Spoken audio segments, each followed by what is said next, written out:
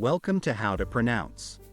In today's video, we'll be focusing on a new word that you might find challenging or intriguing. So without further ado, let's dive into today's word, Sempliciotto. which means a derogatory term in Italian meaning simpleton or naive person. Let's say it all together.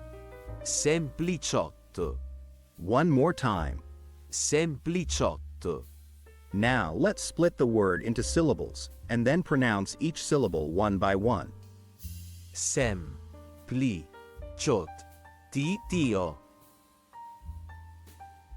Thank you for joining us on this adventure in pronunciation. Remember, language is a journey, not a destination. Keep exploring, experimenting, and expanding your linguistic horizons. We'll see you next time.